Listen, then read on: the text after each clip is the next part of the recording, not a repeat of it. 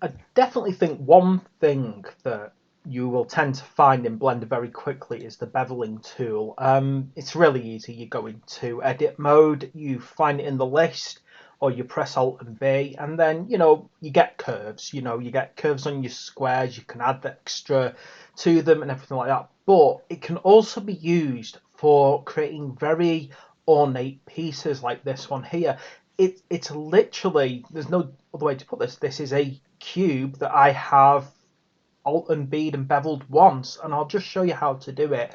So simple. So I'm going to create a new because obviously I played around with this too much and I need to refresh my whole area. Right, so get a cube, tab, and then either head over here and use the bevel tool or press Control B, and then start pulling this along, and then head into your further options. What I'm going to do now is there's different ways to approach beveling. You can either use the vertices and it will actually pull the vertices, or you can use the edges and it'll pull the edges. Okay, I won't go into too many details. I'll let you play around with that. Same with things like offsetting and width. They're all options you can play around with. I'm going to make that 0.5 so it's perfectly balanced. So basically these two have come around 50% of the actual cube's dimensions. Going to add quite a few segments because I want a nice smooth thing here. So I've basically created a very smooth die so far. Now, this is where there's some really cool things. Now, one thing you might not have noticed is there's this clamp overlap. Now, what you find is when you pull on a bevel into, well, basically over the width of any XYZ, it kind of crosses over. So if you clamp your normals, you will completely stop that happening. You can just basically end up with a cylinder with absolutely tons of vertices. Anyway, I'm going to take this back down to 0.5 because that's not what I wanted anyway. Just remember that clamp overlap is essential if you're pulling beyond the actual size for whatever reason. Okay, and then what I want to do is I don't want to play around with this anymore. I want to head down here, you see, to custom.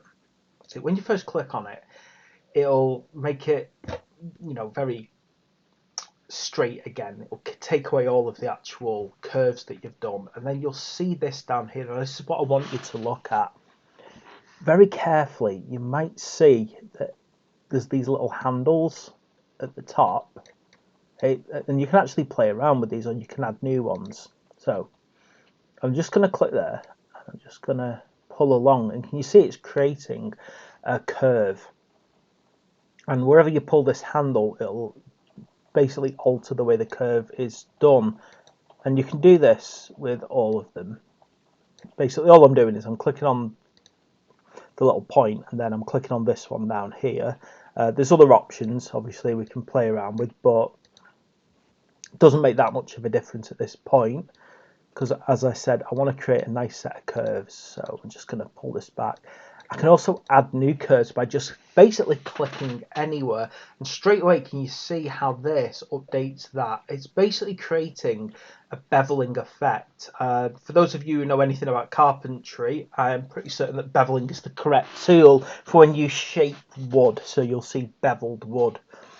Anyway, and that's it. That's really what I wanted to show you here, along with just how to do a basic beveling, how to actually play around with it and create some ornate shapes, which obviously if you're creating a computer game and you want some sort of very beautiful Gothic style architecture, you could just use this. Remember, you don't have to just do it all around the whole thing. If you really wanted to, you could obviously do it only on one particular side. So if I add another mesh here, so pop another cube in and just move it out the way,